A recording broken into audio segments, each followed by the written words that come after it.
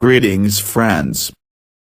This video, and the information provided within, must be heard by as many as possible, so please consider sharing however you can.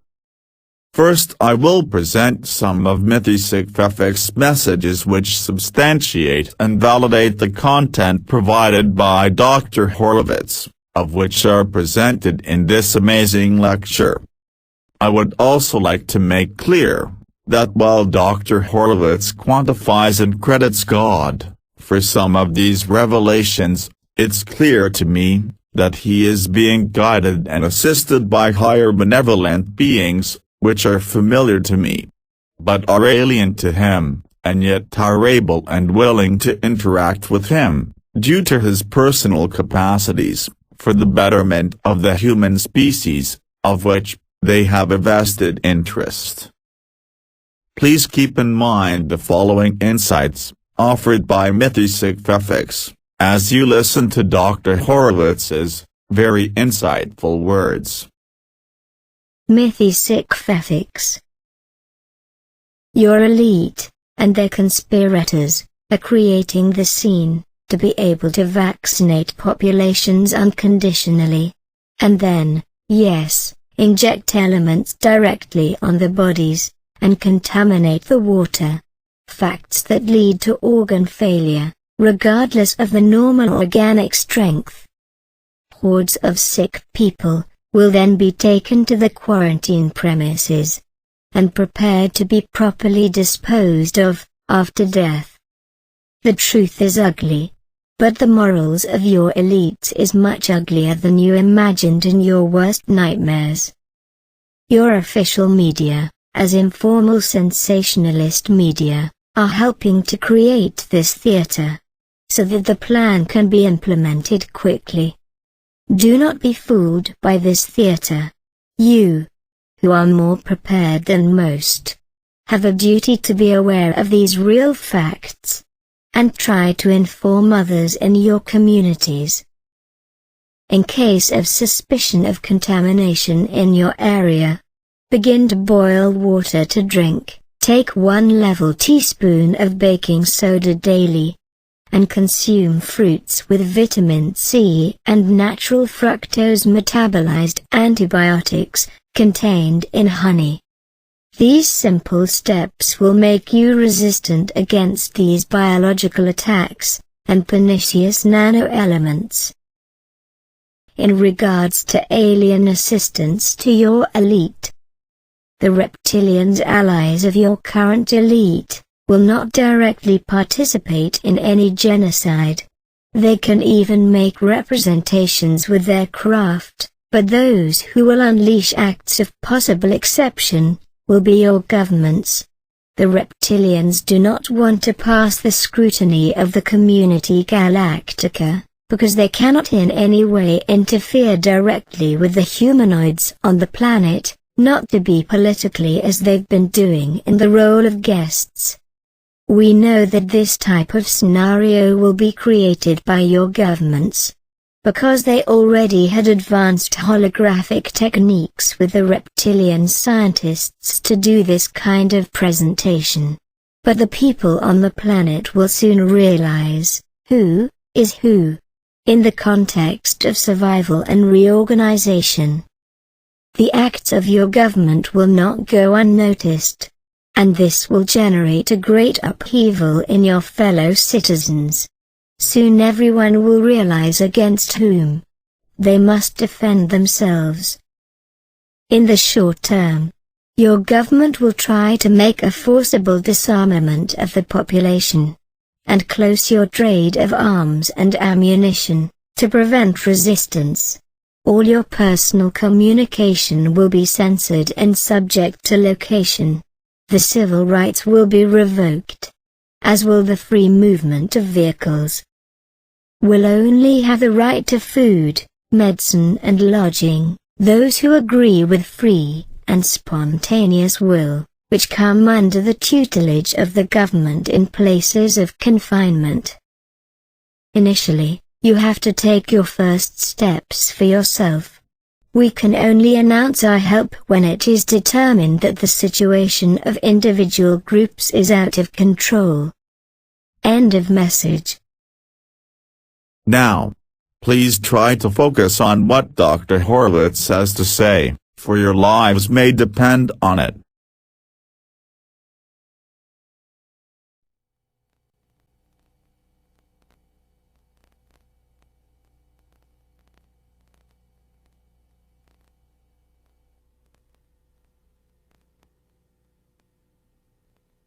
Let me just share with you quickly how I got started. You would never imagine this. In 1982, when I was finishing up my Harvard Master's in Public Health, and I was asked, would I like to participate in educating gay folks and others about this thing called gay-related immune deficiency. This was before it was called AIDS. And I said, nah, I don't want to deal with that disease at all. I don't want to think about that at all. Here I am, 15 years later, 16 years later, and what am I doing? Traveling around the world, telling people about the man-made origins of AIDS and Ebola. I was working over here. My favorite area of research and teaching was in self-care, healthy human development, motivational psychology, teaching people, like Danny does, how to take better care of themselves, boost their immune systems. So I was really into that. I love that. That's my favorite thing. And one day, kind of like the miracle happened, where there was a crisis, and I was the right person at the right time. It was the 1990, July 27th, 1990, when the case of the Florida dental AIDS tragedy hit the press. You remember the case of the Florida dentist who infected his patients with the AIDS virus? And 3 years, at that time, I was serving as the world's leading dental and medical catalog supply company's chief professional advisor. And my background was in media, health education, health promotion, fear, because I worked on dental phobia reduction therapy programs, behavioral therapy programs to allay people's fear going to the dentist. And I had been a dentist for 16 years. And health education and media, persuasion, technologies. And here the media was making so many people afraid to go see their dentist in the wake of this case. So I was asked, I was told, I was given the job, opportunity to develop patient educational literature to help allay people's fear of going into dental medical practices. So I started to research. The Centers for Disease Control's official investigation reports in the case, I first found them to be scientifically questionable. I then found them to be scientifically bogus, and then later found them to be fraudulent. They had literally covered up, deleted the most incriminating evidence against the dentist, who I had to conclude after 3 years of studying this case and publishing 3 scientific reports, literally having to go out of the United States to publish, because the American Dental Association, American Medical Association wanted to maintain a cover-up. And I wrote a book that was based on those 3 scientific reports called Deadly Innocence, my 9th book, wherein I had to conclude that the dentist, based on all the evidence, using the FBI's own behavioral science literature, how they themselves investigate and evaluate these types of cases, that this dentist, scientifically trained, military dentist for much of his career, very intelligent dentist, believed that he was dying of a virus that the government had created. They covered that up. He believed that they had intentionally injected this virus during a 1978 experimental hepatitis B vaccine that was given to a lover of his that he had in 1985. And that's how he got infected. And he believed that this was genocide. And he believed in what was called the World Health Organization theory of AIDS. The videotape that Danny stated he saw, the Strecker Memorandum, was what Dr. David Acker believed. That the World Health Organization, the United States Public Health Service, Centers for Disease Control had something to do with the development of these types of viruses and the deployment of them through hepatitis B and other vaccines in Africa and North America. In essence, I have to conclude at the end of that case that the dentist most plausibly was identical to an organized serial killer. He maintained a classic organized serial killer personality. You know, like the Unabomber? These people, they all, according to the FBI, kill for the sake of power, control, and revenge. Revenge being the major theme. And the principal issue, his principal vendetta, was screaming loud and clear in the legal testimonies. It was against the federal government. In essence, I concluded that he created a crime. He did what all organized serial killers love to do. They manipulate the authorities into catch-22s. The Unabomber, he publishes his manifesto in the New York Times, Washington Post, says, here's what I believe, you try to get me. David Acker, the Florida dentist, was virtually identical to this. In essence, he created a crime, a mystery that could not be solved without implicating the government. Because if they told the truth, if they said he was an organized serial killer, then the whole world would want to know motive. And the motive was screaming loud and clear in the legal testimony, which they buried. So, there was one document, however, that came along with that videotape called the Strecker Memorandum that Strecker sent to David Acker. And it was the most horrifying document I had ever seen. It was a 1970 Department of Defense appropriations request for $10 million for a 5-year study to develop immune system ravaging microorganisms for germ warfare. And it said right in this document that the National Academy of Sciences, National Research Council, the most esteemed of all health science agencies in America, not only informed the Department of Defense that, quote, over the next 5 to 10 years, it will be possible to make a new infective microorganism that could differ in certain important aspects from any known disease-causing microorganism. And most important of these is that it would be refractory to the immunologic and therapeutic processes upon which we depend to maintain our relative freedom from infectious diseases. End quote. And they not only told the Department of Defense that, this esteemed health science agency, but that it would cost them $2 million a year over 5 years to do it, but that they would help them to do it. So I believed our government at the time was not particularly trustworthy, but you know, I could not imagine that this document was legitimate. I lived in denial, like most people, most Americans, most people worldwide are living in denial today because they are so brainwashed, they are brain dead. I lived in denial just like that. I said, okay, I've heard some weird things, but here I'm looking at this, and it looks legitimate. So what do? All I know now is I've got the World Health Organization theory, and I've got this document. I know perhaps maybe if this document is legitimate, and indeed it was. In fact, what they were looking for specifically was in the congressional record. This was in the congressional record. They were looking for a, quote, super germ, end quote. That word was in the congressional record.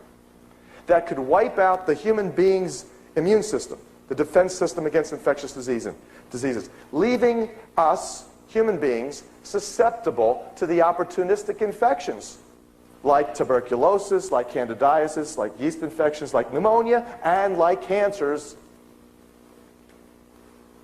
So this is what they're looking at. So ultimately, what did I do? I went back to Harvard's Countway Medical Library, where I did most of my postdoctoral research.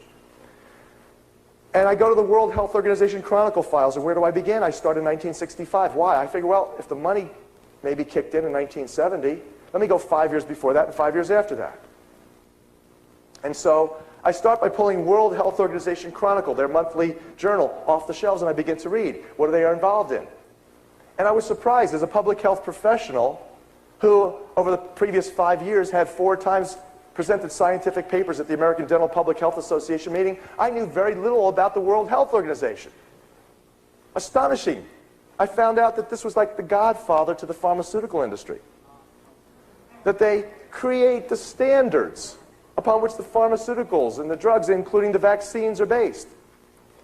And they largely, I learned, help to determine which drugs remain legal and which ones would be illegal. It took me a while before I learned that this organization was largely controlled by the Rockefellers. But you see, by 1965, they had already had about 5 to 7 years under their belt in what was called the Virus Cancer Research Network. They were developing a cancer virus research network. And that by 1970, they reported that they had isolated well over 70,000 different strains of viruses. And when they said, quote, isolated, unquote, it took me another few weeks and months before I learned that what they really meant to say was mutated, recombined, hybridized isolates. And that by 1970, they reported having distributed these 70,000 different strains of viruses to well over 500 research laboratories throughout the world. And among their principal distributors of these viruses was none other than the National Cancer Institute in Bethesda and the Centers for Disease Control in Atlanta. And you see, when I saw that it was the National Cancer Institute in Bethesda, a red flag came up for me. If you folks want to dim the light or turn this light off, just if that's not too much of a problem, just for a couple minutes while I talk about a little bit of the slides. You see, this is the home of the infamous Dr. Robert Gallo, who allegedly discovered the AIDS virus in 1984. You remember this? This was what prompted the French-American AIDS fracas. It was turned out that within weeks of Dr. Robert Gallo and Margaret Heckler announcing Dr. Gallo's find, a feather in the cap of American medicine, doctor at the National Cancer Institute, Dr. Robert Gallo, discovered the cause of AIDS. It's a virus. Then the United States patented everything having to do with AIDS virus research and testing. And then France ended up suing the United States when shortly thereafter was determined that Gallo stole Luc Montagnier's virus from France, and France ended up suing the United States. It was resolved about a couple years ago when, around the same time, President Clinton pardoned Robert Gallo for scientific misconduct.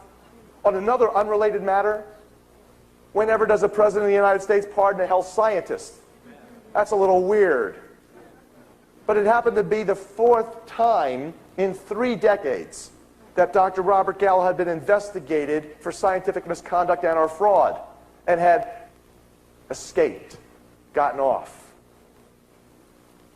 So I immediately began to suspect Dr. Robert Gallo. I said, well, maybe I should go see what Robert Gallo was doing between 1965 and 1975.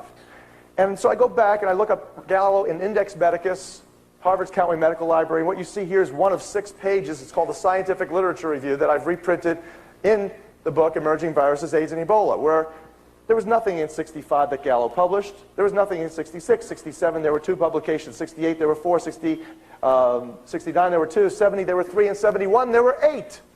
Aha, just a coincidence, you see, that as the money kicked in for the Department of Defense, Robert Gallo's laboratory output more than doubled. Coincidence? Maybe, maybe not. And I began to read. And what were these people writing? Well, they were studying things that are very suspicious indeed. Here, this is from the journal Nature. By the way, because of what I am telling you, you also know to be so unbelievable. The concept that the United States government had something to do with the development of immune system ravaging viruses, AIDS virus, Ebola virus, that most people can't believe this. See, as a behavioral scientist, as a behavioral science expert, I knew most human beings who evolved, who developed because of loving parents who instilled ethics and morals and values could not conceive of this level of evil, that they would never believe it. If you leave here today, I guarantee you, 9 out of 10 people that you speak and you tell them about this, you will see a window shade of disbelief come across their eyes, and you know you're no longer talking to a human being with ears.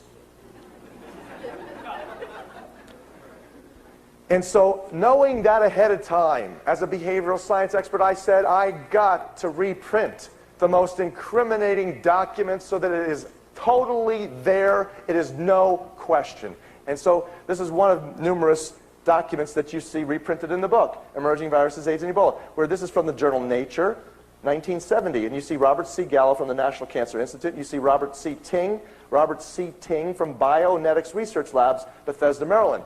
And it turned out that about a third of what Dr. Robert Gallo published, he published with Bionetics researchers. Have you ever heard of Litton Industries, folks? You know, Litton has, Litton, they have microwave ovens. A lot of people know them from their microwave ovens.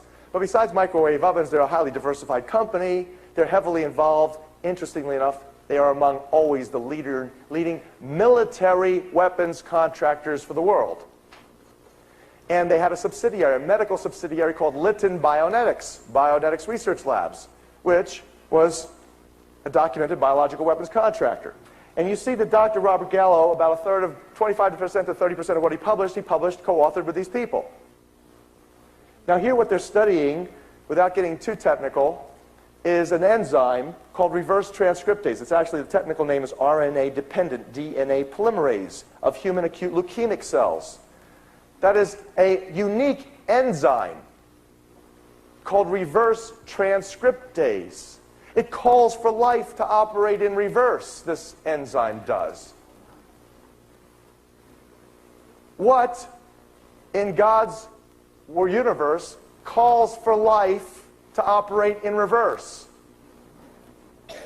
Well, you see, that's exactly what this enzyme does. You see, typically God created everything in the universe, in particular life, all forms of life, to operate out of the same unique, magnificent system designed to perfection beyond the reaches of the wildest imaginations. And it's all based, he created this thing called DNA, the blueprint of life, the code.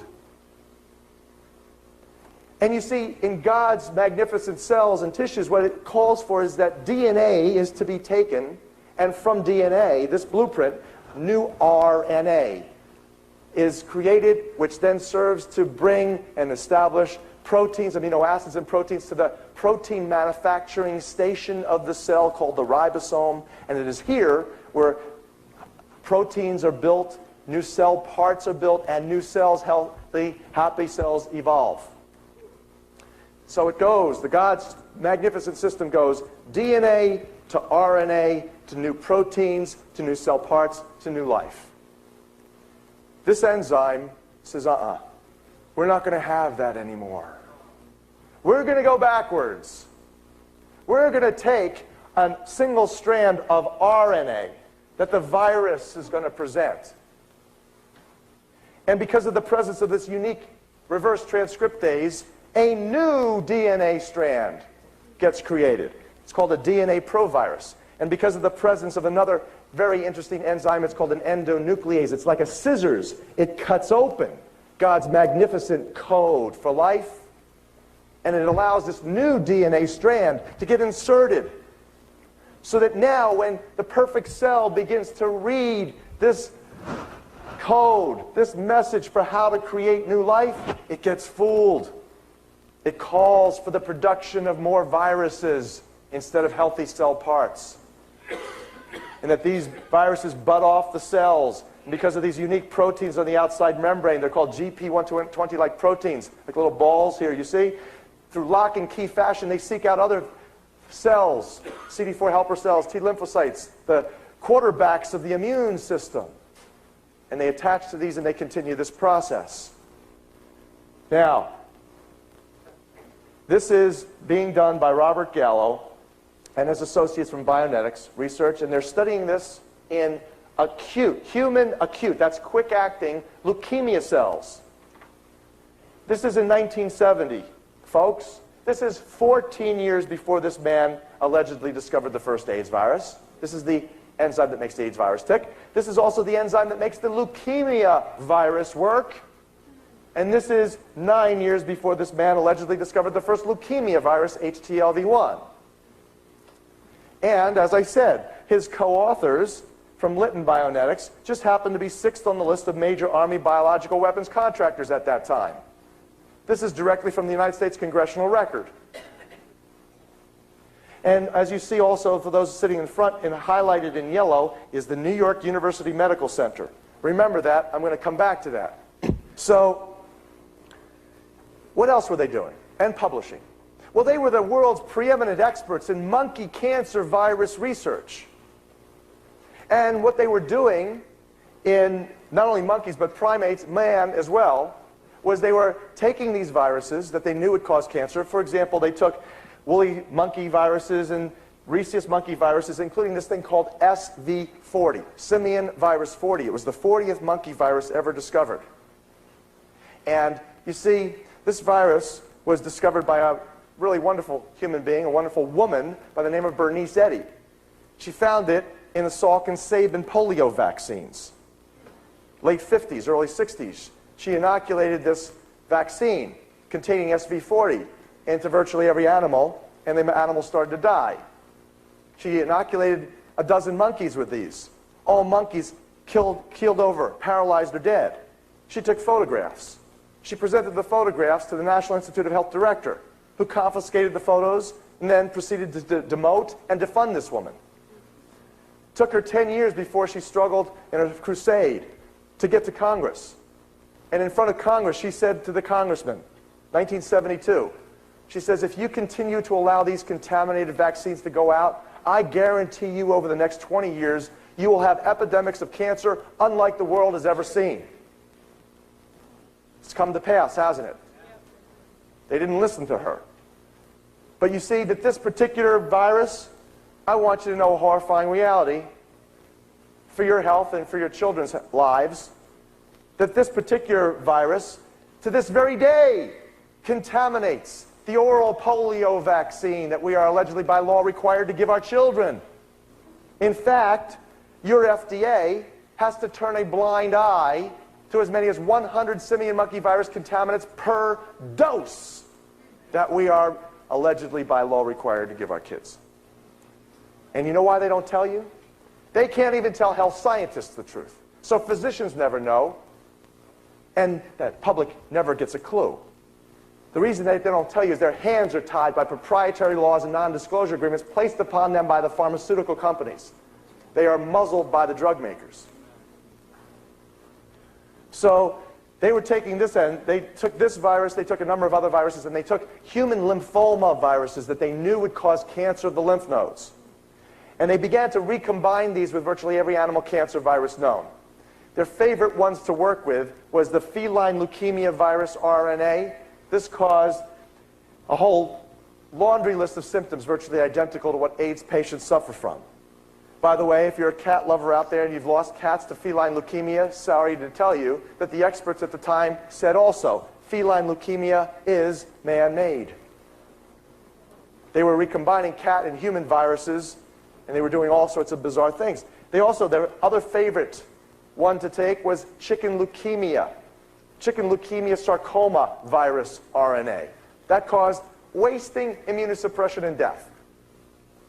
And so you see, when they were around here with this mutant hybrid, in order to get this to jump species into humans, it still needed another major mutation. To get it to jump species readily, they reported culturing it in human white blood cells in some studies and human fetal tissue cells in culture in other studies, so that it would adapt.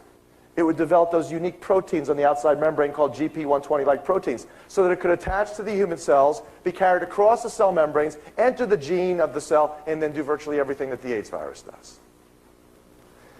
Now, they not only reported that, they reported where they presented that work. Some of it was reported in Mol, Belgium in 1970 in front of NATO military scientists. So when I had the great fortune and privilege, blessing of becoming the first investigator in the history of the esteemed International AIDS Conference on July 10th of last year, to present and defend during a scientific session a paper stating that these viruses, HIV and its relatives, are undoubtedly man-made laboratory creations. You didn't hear about that, did you? No. Interestingly enough, we had put out press releases, we put out copies of the paper, we had invitations to all of the media, all the Canadian media, all the American media. The Canadian media showed up en masse. I made it on every news radio station in Canada, every wire service in Canada, every newspaper, including the conservative Globe and Mail, carried at least short stories, some feature articles.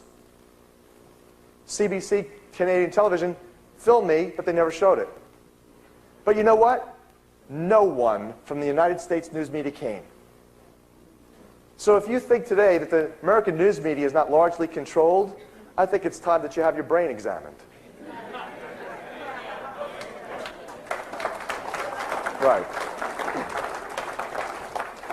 So, but anyway, I had the privilege of presenting this research in front of some of the world's leading epidemiologists and AIDS experts and virologists who came to my presentation, many of them. And so they were arguing with me. Some of them said, well, so what, Dr. Horowitz? So were working on reverse transcriptase at that time. That doesn't mean anything. I said, okay, I can appreciate that. And then I showed them the congressional record, and they said, oh, that is interesting that they're 6th on the list of major Army biological weapons contractors. And I showed them the other material that I just showed you about combining monkey viruses and cat, and they said, oh, that is very strange. How do we know you're not telling us falsehoods? How do we know you're not making this up? I said, well, if you truly are interested, you can look up my references, which I have both in the book and in this paper. You can look it up for yourselves. And I said, but I might save you the time. And I then handed them a government document, which explains exactly what I'm about to show you here. And I said, you read this, and then answer me this question, whether or not you think this might be risky to humanity. And I'll ask you the same question, and you see how you vote. Here's what they're doing. Besides biological weapons contractors, they are also working under the cover of National Cancer Institute research. They're also investigating whether viruses cause cancer in humans. They weren't sure, or at least they said that they weren't sure. I suspect now they were pretty sure. They also wanted to study whether vaccines could prevent viral-induced cancers. And here, in this particular study, they were looking at whether they could diagnose these viruses in the human tissues early in order to prevent them. You know, like breast screenings or pap screenings, pap smears, where if you identify a problem early enough, you can perhaps save a life. Hey, we can't fault these folks for doing that type of research. But here, the question is, do you think this type of research is risky?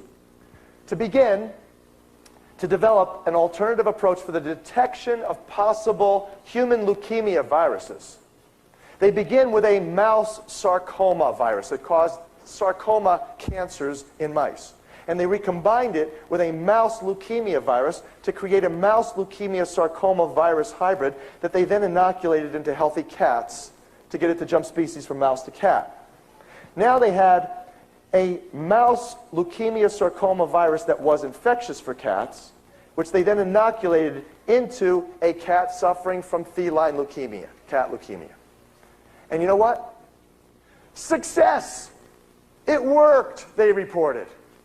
Next step, they report, take the same mutant hybrid, culture it through human embryonic cells, and then get it to jump species, therefore, to humans, and then try it on a human being suffering with leukemia. Now, how many of you, raise your hands if you think that this might be risky to the human race? Raise your hands. Okay, well, we got 100% in that question. I want you to know that although most of you represent a lay audience, there's some health professionals, health scientists perhaps here, but I want you to know that you concur with some of the world's leading AIDS epidemiologists, virologists, and cancer virus experts, who, when I showed them this and they read this, many of them, most of them, shook their heads. Some of them said, this is extremely risky. Some of them said, I can't believe they were doing this. This is mad. So this is what they were doing. Now, this was my thesis. I presented it. And one of the smoking guns in the book, Emerging Viruses, AIDS, and Ebola, was that the specific cancer virus immune suppression complex that these people spent most of their time and money studying during the highly funded and mostly secret special virus cancer program. Those of you who have been in the military know the word special means. It means covert, secret, virus cancer program. What they were studying mostly was the immune suppression, leukemia, lymphoma, sarcoma, cancer complex that never existed on planet Earth in human beings before 1978 with the outbreak of the first AIDS cases in New York and simultaneously Central Africa. So that is one of numerous smoking guns that we have. But, you know, when I presented this work, I had a story to tell you. Kind of a very fascinating story, a little bit disturbing. You've heard of Gulf War syndrome, haven't you? It overlaps Gulf War syndrome. I was in town doing radio interviews, as I said, in Canada. And there was a documentary film crew filming a vaccine documentary that asked if they could film my interview with Fanny Kiefer, one of Vancouver's leading talk show hosts. And I said, sure, be happy, come on. So they filmed me. At the end of the interview, the producer came up to me and said, Dr. Horowitz, did you know that Dr. Robert Gallo is in town this week? I said, no, I didn't know that. She says, yes, indeed. He's giving a public forum, public presentation, wherein the audience is invited to ask questions. Would you like to come and ask Dr. Gallo a question? So, you know, of course, those little horns pierced my scalp, you see. And so the next night, in front of about 300 Canadians, Canadian press, and a documentary film crew, I asked Dr. Gallo the following question. I said, Dr. Gallo, are you at all concerned that your early research using monkey viruses like SV40 and others and recombining these with things like feline leukemia virus RNA and chicken leukemia sarcoma virus RNA might have given rise to the AIDS virus or AIDS virus relatives that might have contaminated chimpanzees and rhesus monkeys shipped by your colleagues from Lytton Bionetics to the vaccine manufacturers at Merck Sharp and Dohme. He got angry. He got really angry. First of all, he denied doing it. He says, oh, you know what you're talking about. We never did anything. I had a microphone like this. I said, excuse me, Dr. Gallo, I could cite your papers. He says, well, if you could cite my papers, then you got a paper I don't know about. You go right ahead. I said, okay. Adamson, Herrera, Gallo et al. Proceedings of the National Academy of Sciences, 1970. In fact, Dr. Gallo, you might recall presenting this paper orally in front of NATO military scientists in Mol, Belgium. That's enough. That's enough. That's enough. Yes, indeed. I do remember being in Mol, Belgium. It was the first time I was in Europe. At the time, I can remember it very clearly. He's hemming and hawing. He says, but I want you to know that NATO funds all sorts of meetings. Meetings about motherhood, fatherhood, sisterhood, and brotherhood. And we were never really doing that type of research. I said, excuse me, Dr. Gallo, how about the Sarin, Gallo et al., where you published in Nature New Biology, recombining these different types of viruses to study the unique immune suppression, leukemia, lymphoma, sarcoma complex models? He says, we weren't doing that. We weren't doing that. You don't know what you're talking about. What you're talking about is like mixing apples and oranges, peaches and plums, and other tutti frutti. And the response that you just had was exactly the response that the Canadian audience had. So, and he says that you, young man, should go back and get a grade 101 level of biological science training, high school level. And with that, the Canadian audience applauded, and I sat down. Well, a couple minutes later, of course, Gallo apologized to the audience. He said he had a low-grade fever that day. He wasn't feeling well, which is a standard public relations ploy when you lose your cool big time.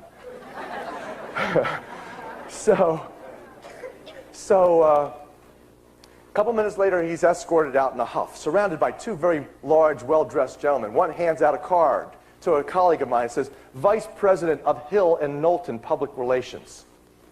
People who are in public relations, advertising industry, know that Hill and Knowlton is one of the world's leading public relations firms. And this is the public relations firm, by the way, that the Bush administration employed to get us involved in the Gulf War. Because we, as Americans, patriotic Americans included, we don't like sending our troops off to foreign lands to die. So we need persuasion, you see. We need to be persuaded. So Bush administration hired Hill and Knowlton to develop a persuasion campaign. And their first commercial on the air was where they got a Kuwaiti prince's niece. And they filmed her lying, saying that she saw, witnessed Saddam Hussein's elite guardsmen torturing and maiming babies and pulling them from incubators and throwing them out of windows. And we Americans, aghast, said, this is disgusting. How could they do that? And then public opinion for the war rose, and Bush said, this aggression shall not stand. And then they inoculated 700,000 of our finest men and women to go off. And a few years, a little while later, many of them come back. 200,000, 300,000 of them come back with Gulf War syndrome. Approximately 20,000, 30,000 perhaps already have died. Many of their children have been born without limbs. It's been spreading. And so you see that counterintelligence propaganda, and it was only found afterwards that Hill and Knowlton had lied, that this was a whole lie. It was a complete hoax. Never happened. But you see, counterintelligence propaganda like this runs with two basic techniques.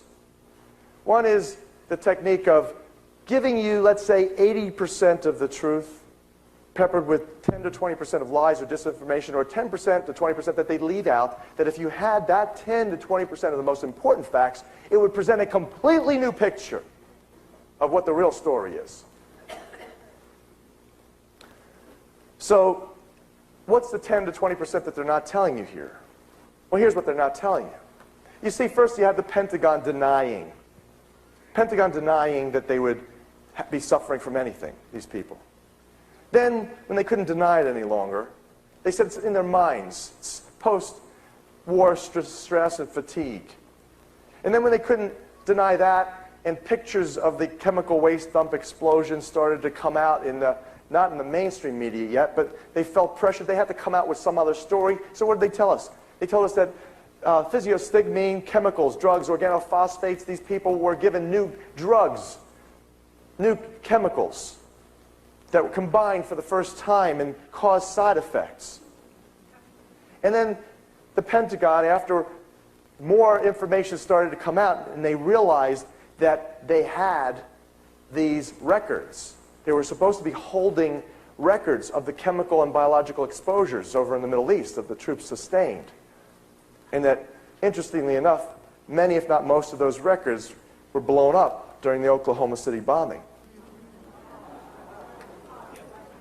And you see that now the CIA had to get involved. Rather than tell that horrifying reality story, the CIA comes along and says, no, no, no, the Pentagon is covering up. And what do? They tell you, look over here, mirror, smoke and mirror over here. What are they covering up? What they're covering up is that the troops were exposed to chemical and perhaps biological weapons as the Scud missiles were being blown out of the sky by the Patriot missiles. It was raining down on these troops, and when they blew up the chemical dumps, the wind carried the exposures. And that's what the CIA says. The Pentagon's covering up, and the Pentagon's saying, no, no, no, the CIA doesn't know what they're talking about. And neither one is telling you the fact is that vaccines, contaminated vaccines, were most plausibly the originator of Gulf War syndrome. Why?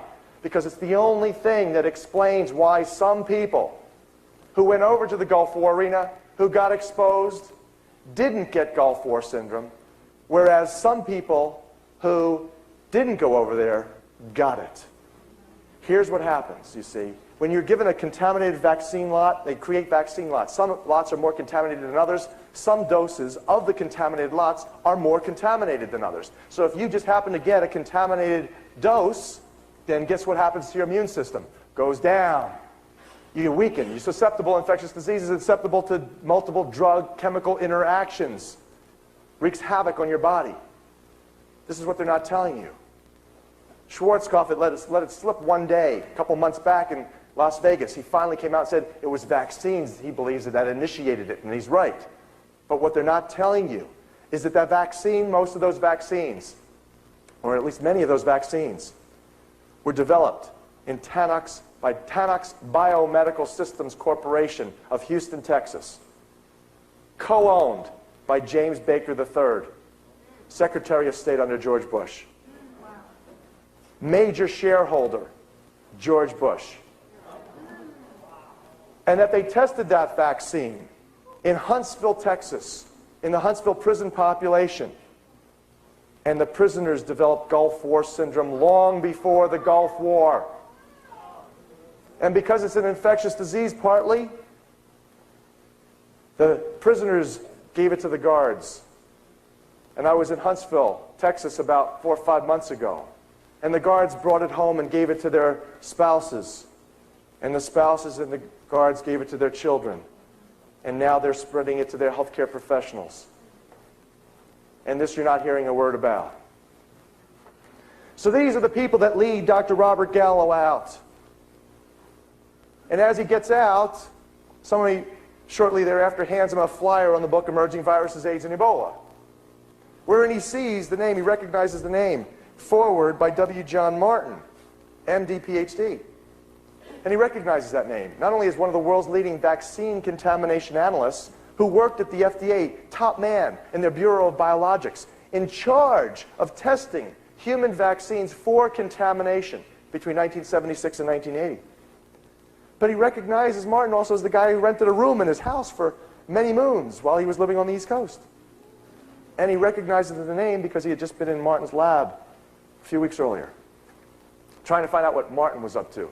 Because Gallo, you see, of taxpayer money, was given $12.5 million new contract and a $50 million research laboratory affiliated with the University of Maryland called the Institute for Human Virology. So he recognizes also on the back of the flyer, in the back of the book, the name Garth Nicholson as a colleague of his, a personal friend. Nicholson is the hero to Gulf War syndrome veterans. He's the guy who's been really at the forefront in telling the research community the truth, and as a result, he was pressured to leave his academic post at MD Anderson Cancer Research Center, where he was Gallo's counterpart, chief man in cancer virology and cancer studies.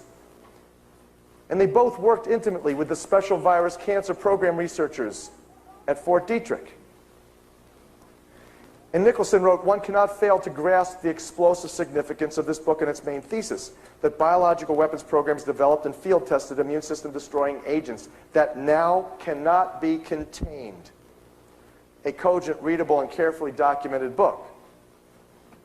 So Gallo doesn't like that. He gets home. He calls Nicholson up. Now, I hear this secondhand from Nicholson. He says, "What the heck are you giving Horowitz, this loon, a good testimonial for his book?" Nicholson responds, "Bob, first of all, he's no loon. He's a Harvard grad. Second of all, have you read his book?" He says, "No." He says, "Bob, you better read his book." Here's his telephone number. So he gives him my telephone number. 3 minutes later, my phone rings. I pick up the phone. This is Gallo. My first thought was, I wonder what the world's leading AIDS virologist is doing, calling somebody that needs a grade 101 level of biological science training, high school level.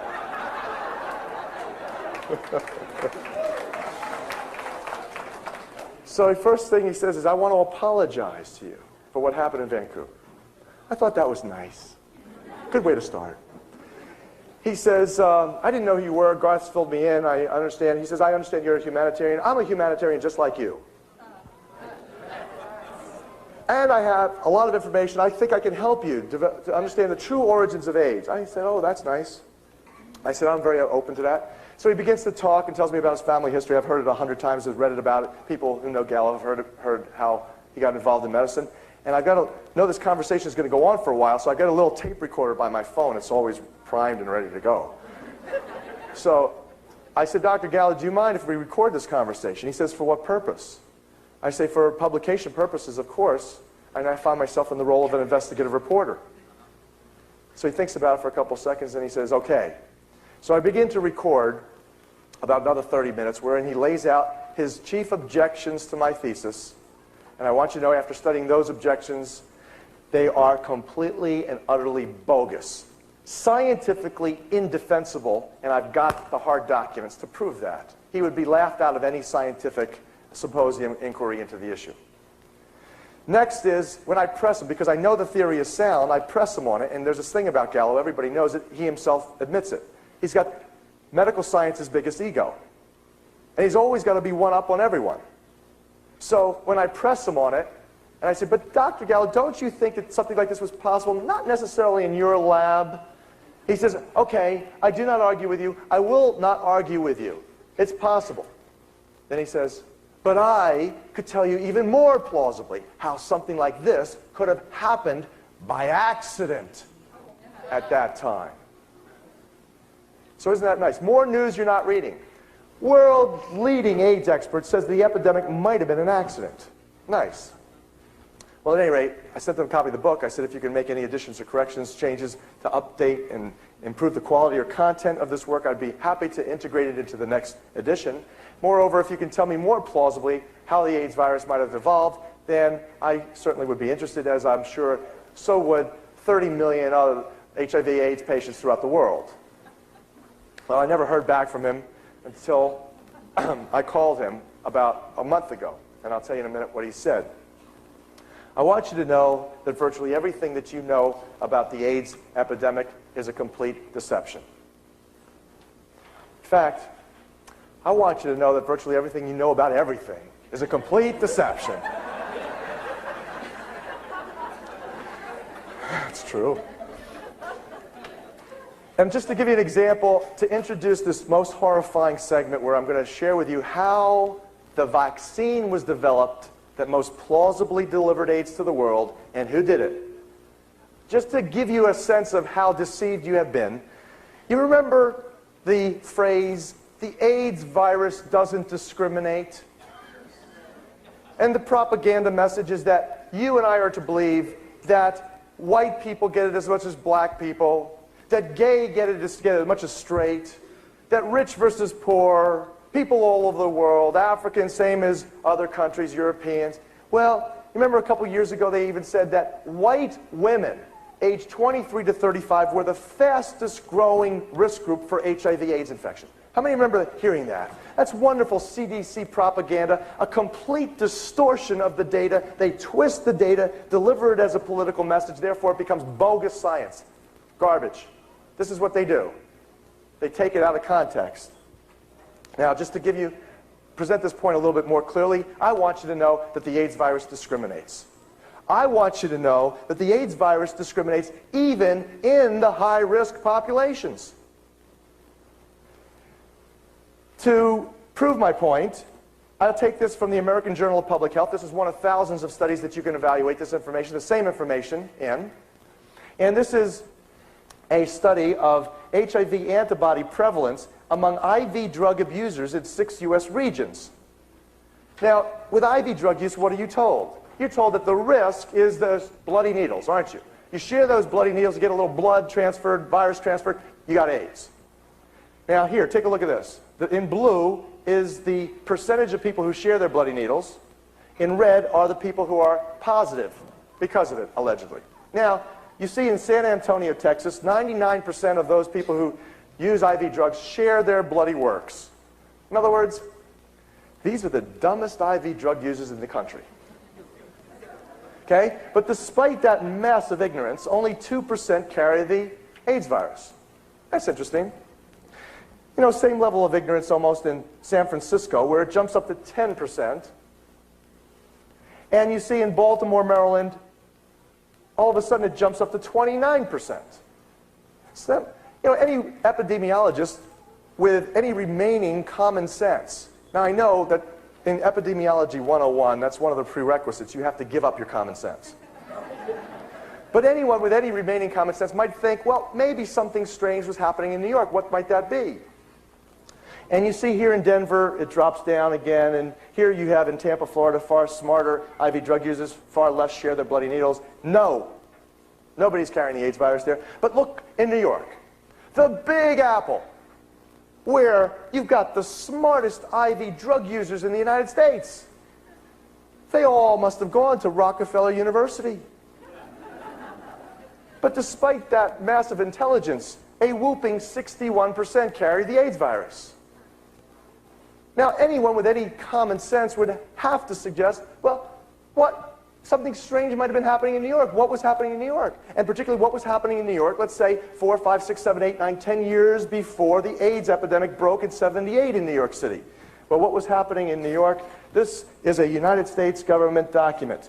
You're looking at a document from the National Cancer Institute monograph of 1974. Where over in New York City, you see what a square, that square is over also Central Africa, Uganda. And that square, according to the legend here, is liver cancer virus research. Liver cancer virus research they're studying. And you see herpes-type viruses. There's a star. The stars are in northwest Uganda, which is where Lytton Bionetics research labs are in collaboration with the International Association for Research in Cancer. And in southeast Uganda, another star for herpes-type viruses. That's where Lytton Bionetics' monkey colonies were. And you see the same star over Bethesda, Maryland, where Lytton Bionetics research labs were in the United States. Herpes B viruses. By the way, how many of you remember late 70s, all of a sudden, you saw herpes becoming a big deal? Front page of Time and Look magazine, you said, you know, herpes is a sexually transmitted disease, and who did they blame? They blamed the hippies. You know, the love generation. And then also, Herpes viruses, by the way, include simian cytomegalovirus, Epstein-Barr viruses, herpes B viruses, which now have been linked to sarcoma cancer development and definitively chronic fatigue immune dysfunction syndrome, which of course coincidentally came out on planet Earth in 1978 in humans, the same exact year that the AIDS epidemic broke. Interesting. Now you're going to see how this happened. So these people wanted to study. This horrifying story goes back to 1965, when Saul Krugman from the New York University Medical Center. Where did you see that word? New York University Medical Center. Right, on the congressional record. You pass. You all fail. Another documented biological weapons contractor for the Department of Defense, Lytton Bionetics and New York University Medical Center. There, a fellow by the name of Saul Krugman, who was being paid by the Army to investigate hepatitis B viruses, which he believed, and his colleagues did too, were cancer viruses. That besides liver cirrhosis and liver inflammation, this cancer virus would cause liver cancer. So he wanted to study this in the human population. Trouble is, how many fools do you know are going to volunteer for this? Not too many. So these people covertly volunteer a very unique human population. Try Willowbrook State School mentally retarded children on Staten Island in New York. And in 1965, these people began to inoculate children at Willowbrook with these hepatitis B viruses. And of course, many of the children died. And over the 5-year period, 65 to 70, Saul Krugman and his colleagues had tried various heat-treated vaccines on these kids, and if they tried it and the kids died, their attitude was, oh shucks, we'll just have to heat it up a little bit more and try it again. And that research continued to 1970, when he felt that he was close to developing a vaccine to prevent hepatitis, and he now hands the project over to the world's leading vaccine developer for the world's largest pharmaceutical company in the world, Merck, Sharp, and Dohme, which, by the way, have direct connections to IG Farben and the Third Reich. So Maurice Hilleman is the fellow who Robert Gallo tells me about when I call him several weeks ago. He says, after having read the book, have you heard the good news? I said, no, I haven't. He says, you know that fellow who you heavily implicate in your book, Emerging Viruses, AIDS, and Ebola, Maurice Hilleman? I said, yes. He says, well, President Clinton has just announced he's about to reward Hilleman with a Presidential Medal of Honor for his service to American medical science and military science. My response was, I'm sure Hilleman's elated. Here's Hilleman's story. So Hilleman takes over from Krugman, wants to expand the study to include 200,000 human doses of the 1974 experimental hepatitis B vaccine. To do that, you need a lot of help and a lot of viruses. So, who does he get to help him? Why, his good friends and colleagues at the Centers for Disease Control. Why, you know those disease cowboys, those disease busters who are, putting their lives on the line to help you by going to the Ebola region of Zaire and, without gloves and masks. They're going through the forest, picking up animals all over the place and insects without gloves and masks, looking for the Ebola virus. Right, I'll believe that. But yet most people do when they see that on television, like CNN showed that. And they get the disease people from the Food and Drug Administration, the infectious disease people from the FDA. You know who those people are, don't you? Those are the wonderful people who want to regulate your botanicals and healing herbs and take your vitamins off the market, or standardize them at least, in accordance with now a new set of regulations coming around us from the backside through GATT treaty, from the World Health Organization, the Rockefeller-funded World Health Organization, you see, where now, a couple years ago, we defeated the efforts to take our vitamins away from us because our movie stars got involved. Well, over the next couple years, you will find that it's not going to be so easy, because this time they're going to come at you with GATT sanctions, international sanctions they will take against the United States if we do not fall into line. That's how they've done it and are doing it now. So the FDA, these wonderful people who want to do all this to our vitamins, and if you're able to get vitamins after this goes into effect, like, for example, a good multivitamin should have at least 200 to 400 international units of vitamin E, good D-alpha tocopherol, you know, not mixed, not manufactured, not synthetic, but pure. If you will get that, you will have to pay probably 10 to 20 times as much, and you'll have to have a physician, you have to go see the doctor for a signature on that. That's what's in the works right now. These are the people who put on the fast track for testing and approval AZT, 3TC, protease inhibitors, DDI, DZC, which most plausibly are killing far more people than the AIDS virus is. But they want to pull your vitamins off yourselves. So they get the FDA and the National Institute for Allergies and Infectious Diseases. Then these three government agencies, along with Merck Sharp and Dohme, the world's leading pharmaceutical company, develop 200,000 human doses in 4 lots of a contaminated hepatitis B vaccine. Now, here's how they did it. They tried to grow enough viruses. They needed a lot of viruses, I told you. They tried to grow these viruses in the children. It wouldn't work. Oh, couldn't grow enough in the kids. They then tried to grow it in cell culture. Wouldn't grow there either. They needed something live to grow it in. So they ultimately selected rhesus monkeys and chimpanzees. Heavily contaminated rhesus monkeys and chimpanzees supplied by Lytton Bionetics researchers. How do I know that? Well, I've got their contract. Now, how do we know that they were contaminated? Well, these researchers themselves said that 70% of their caged laboratory animals were environmentally contaminated with hepatitis B viruses and a whole assortment of other viruses, which we know now included cytomegalo, Epstein-Barr, the herpes-type viruses, and another unique enzyme-associated virus, reverse transcriptase-associated virus, that unique enzyme that makes the AIDS virus tick, was in a virus also there in simian foamy retroviruses that were also contaminated in these animals.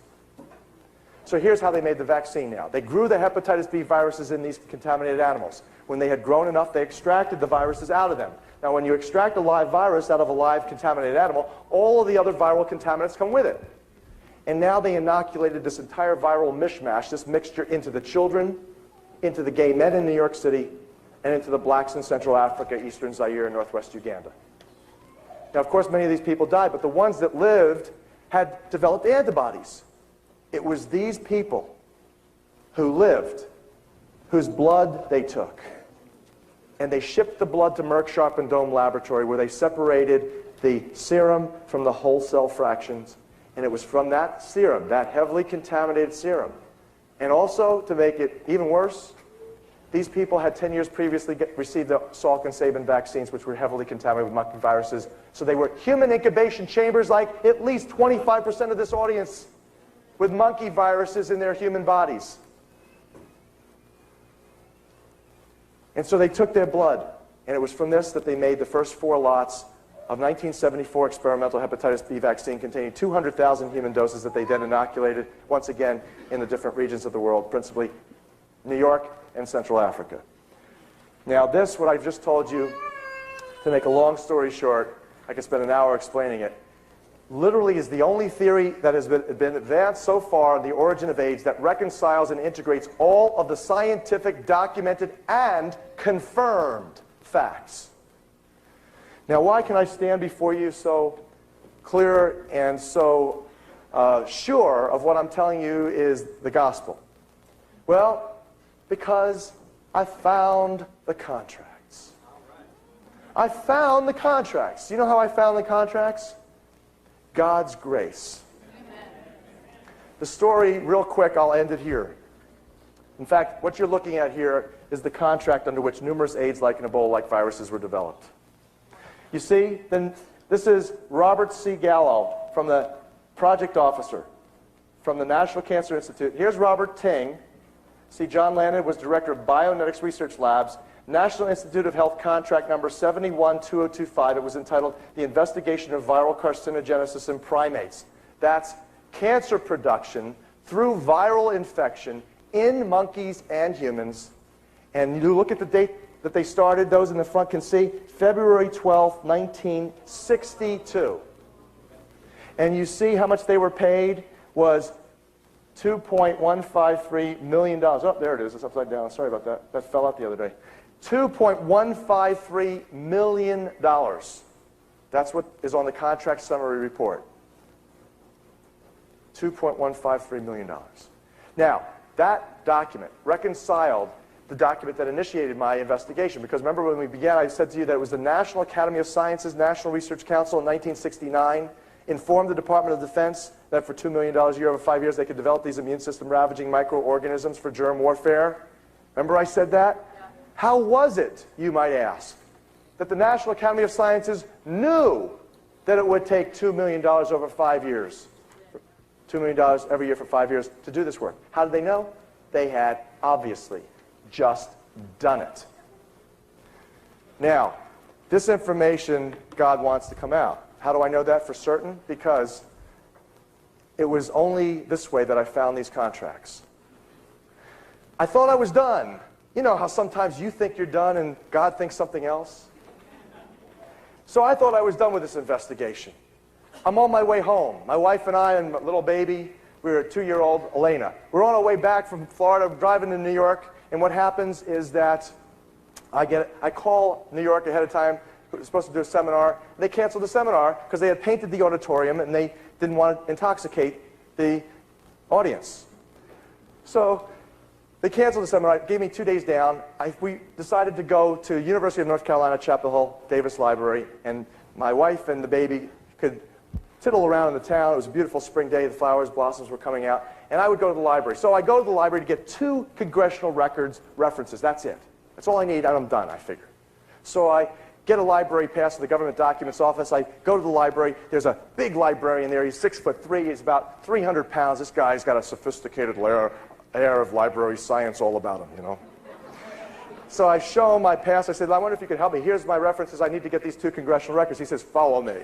So he darts off, and this guy's fast like a linebacker. And I'm following him, flying through a set of doorways, down a hall, down a flight of steps. I'm now 10 yards behind him, and all of a sudden I hear a voice that says, stop, as loud as though I'm speaking to you now. Stop, turn right.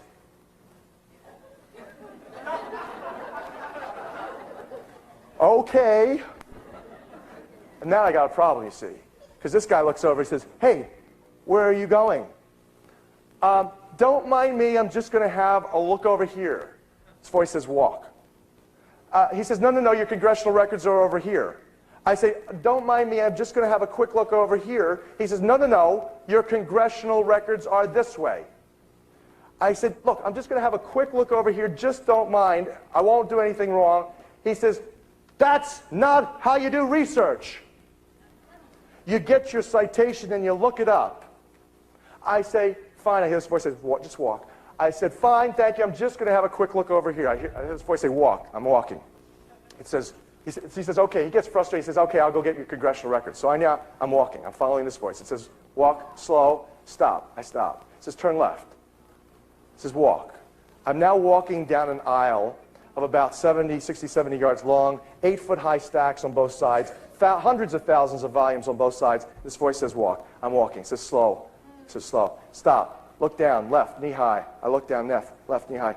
There are the words, Special Virus Cancer Program, Project Reports, 1971, pop into my face.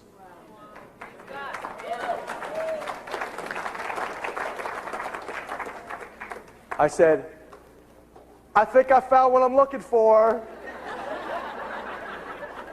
I opened this thing up. It just happened to open up the thumb. Okay, miracle. Open up. Lytton Bionetics Research Project Summary Reports contained all of the names, all of the organizational structure, the affiliations, the academic affiliations, what they did, when they did it, how they did it, including how much U.S. taxpayer money they paid. We paid for it. Our parents paid for it. So I want to share with you that this is all part of a great plan, and I'm privileged, just that it's such a blessing and a gift for me to be able to be here today and share this information with you. I believe that because of your prayers and the prayers of tens of thousands of people all over this world, I am still here to share this information. Because many of you thought, aren't you afraid for your life? Aren't they? How come you're still alive, Horowitz? You know, a better question, higher quality question, because it's the questions that we ask ourselves at any given moment.